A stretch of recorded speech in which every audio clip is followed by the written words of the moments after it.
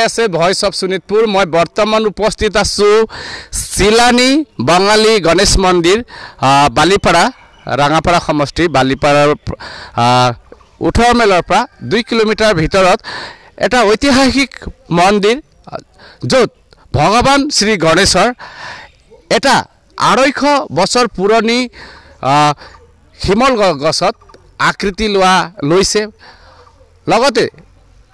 ভগৱান মহাদেৱে যেন ধ্যানত আছে এনেধৰণে গছত আকৃতি লৈছে প্ৰকাণ্ড গছ আৰু এই মন্দিৰতে অহা 9 এপ্ৰিলৰ পৰা শ্ৰী শ্ৰী গণেশ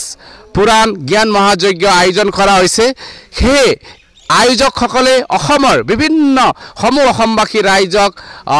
এই জ্ঞান মহাযজ্ঞ পুৰাণত আমন্ত্ৰণ কৰিছে আমি বিষয়ববীয়াৰ লগতো কথা পাতি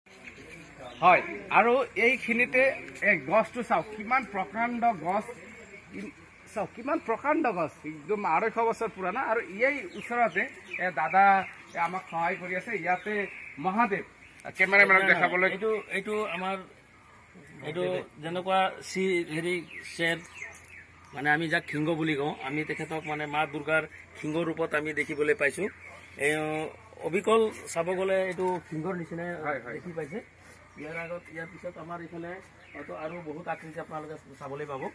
ইয়াতে দেৱী মাৰ আকৃতি ৰূপ লৈছে সিংহৰ ৰূপ লৈছে আৰু প্ৰকাণ্ড গছটো এবাৰ দেখাবলৈ চেষ্টা কৰি কেমেৰামেনক অনুৰোধ জনাইছোঁ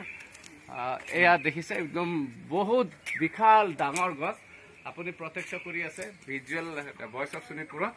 ডাঙৰ প্ৰকাণ্ড গছ আৰু এইটো আৰ্টিফিচিয়েল হয় মানে এইটো বনোৱা হয় যে এইটো ৰাইজে বনাইছে এইটো মহাদেৱৰ এইটো উৎপত্তি নহয় বাকী গছৰ মাজে মাজে দেখিছে খুৰুঙা এইটো শিৱলিংগৰ দৰে উঠাৰ কাৰণে আমি ইয়াতে মানে ইয়াত মান্যতা আছে ইয়াত আগতে শিৱলিংগৰ দৰে উঠিছিলে সেইকাৰণে তাতে নিৰ্মাণ কৰা হৈছে এয়া আছিলে মহাদেৱৰ আৰু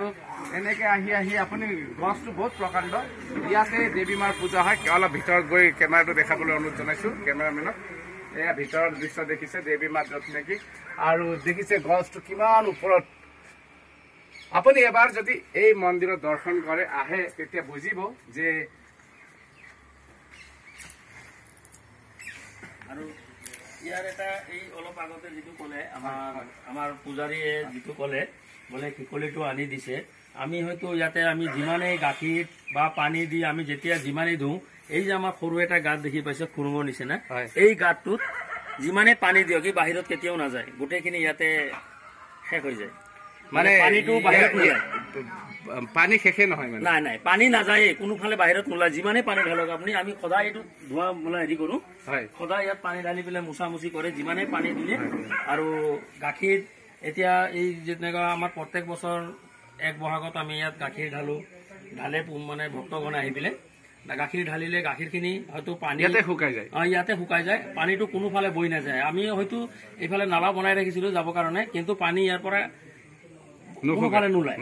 পানীটো ইয়াতে শেষ হৈ যায় আমাৰ পূজাৰীজনে যেনেকৈ ক'লে সপোনৰ দেখা যেনেকুৱা শিকলিটো আনি পেলাই ইয়াত দিয়াৰ লগে লগে সোমাই গ'ল সেইদৰে আমি এতিয়া ইয়াত পূজা পাল কৰোঁ যেতিয়া এইটো ধুওঁ পানী চানী ঢালি পেলাই এই পানীটো গোটেইখিনি ইয়াতে শেষ হৈ যায় জ্ঞান যজ্ঞত আহি তেখেতসকলে অমৃত জ্ঞান শ্ৰৱণ কৰক আৰু আমাৰ এই গণেশৰ যিটো আকৃতি সেইটো প্ৰত্যক্ষ কৰি যিটো আমি আস্থাৰ বিশ্বাসত আমি যিহেতুকে আছোঁ আমি সনাতনী হিন্দু ধৰ্মাৱলম্বীসকল গতিকে আমাৰ আস্থাৰ বিশ্বাসৰ প্ৰতীকক লৈ আমাৰ ইয়াত যিটো সৃষ্টি হৈছে আৰু সেইটো ইয়াত আমি বাস্তৱায়িত হ'ব গৈ আছে গতিকে সেই বিষয়টো সকলোৱে আহি প্ৰত্যক্ষ কৰিব আমাৰ পুৰাণৰ অমৃতময় জ্ঞান শ্ৰৱণ কৰিব বুলি আমি আশা ৰাখিছোঁ ধন্যবাদ আমাৰ বিধায়ক মহোদয়ক আমি এপ্লিকেশ্যন দিয়া হৈছে তেখেতে আমাৰ যোগাযোগত আছে তেখেতে কিবা এটা কৰি দিম বুলি আমাক এই কৰিছে ৰাইজক আশা দিছে সেইটো সোনকালে কৰি দিব বুলি আমি আশা কৰোঁ হয় মই ব্যক্তিগতভাৱেও জানো ৰাঙাপাৰা সমষ্টিৰ কৃষ্ণকমল তাঁতী বহুত ভাল বিধায়ক তেওঁ সহযোগ কৰিব এয়া আছিলে ৰাইজৰ মন্তব্য এই মন্দিৰৰ সম্পূৰ্ণ আপুনি যিহেতুকে অলপ আগত আমাক ক'লে এতিয়া গছ আছিলে সেই গছবিলাকত বান্ধিছিলে পিছত আমি যেতিয়া গম পালোঁ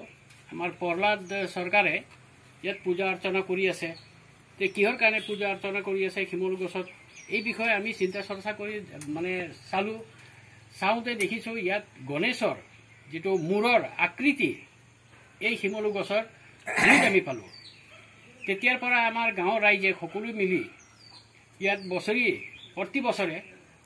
প্ৰথম বহাগত আমি গণেশ পূজা পাতি আহিছোঁ। এই বিষয়ে যদি আমাৰ ৰঙাপাৰা বিধানসভা সমষ্টিৰ বিধায়ক শ্ৰী মাননীয় কৃষ্ণ কমল তাঁতী ডাঙৰীয়াই আহি এই আকৃতিটো যিটো ইয়াত মানে শিমলু গছৰ গুৰিত আছে, সেই আকৃতিটো যদি চাই এবাৰ ভালকৈ পৰীক্ষণ নিৰীক্ষণ কৰি চাই, তেতিয়াহ'লে তেওঁ নিজেই বুজিব হয় এইটো বস্তুটো কোনো মানে ৰাইজে বা কোনো আৰ্টিফিচিয়েল নহয়, এইটো প্ৰকৃততে এইটো উৎপত্তি হোৱা বস্তু হয়। গতিকে তেখেতক মই অনুৰোধ জনাইছোঁ যাতে এই বস্তুটোক আমি কেনেকুৱা ধৰণে আগবঢ়াই ল'ব পাৰোঁ আৰু এই ইয়াত যে ভাল এটা মন্দিৰ স্থাপনা হয় তাৰ কাৰণে তেখেতে যিখিনি বৰঙণি বা যিখিনি কাম দায়িত্ব লৈ পেলাই কৰিব লাগে সেইখিনি তেখেতে কৰিব বুলি মই আশা ৰাখিছোঁ। লগতে মই অসমৰ মুখ্যমন্ত্ৰী ডাঙৰীয়াকো মই অনুৰোধ জনাইছোঁ আৰু মই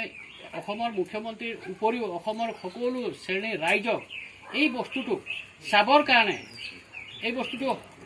সঁচা নে মিছা এই বস্তুটো চাবৰ কাৰণে পৰীক্ষণ নিৰীক্ষণ কৰি হয় বুলি যদি তেওঁলোকে ভাবে তেতিয়াহ'লে তেখেতসকলকো মই অনুৰোধ জনাইছোঁ আহি চাবৰ কাৰণে। ধন্যবাদ। এয়া মন্তব্য আছিলে তেওঁৰ। মানে এয়া পিছফালে যি আকৃতি দেখা গৈছে এইটো প্ৰকৃত ৰূপত কোনো আৰ্টিফিচিয়েল নহয়, নিজে ৰূপ লোৱা হয়। অসমৰ যিসকলে এই ভিডিঅ' চাই আছে এবাৰ এই মন্দিৰলৈ আহক আৰু অহা 9 এপ্ৰিলৰ পৰা এই মন্দিৰতে শ্ৰী শ্ৰী গণেশ পুৰাণ জ্ঞান মহাযজ্ঞ আয়োজন কৰা হৈছে আৰু এবাৰ এই মন্দিৰত আহি দৰ্শন কৰিলে আপোনাৰ জীৱন, সাংসাৰিক জীৱনৰ পৰা আৰম্ভ কৰি সকলো আপোনাৰ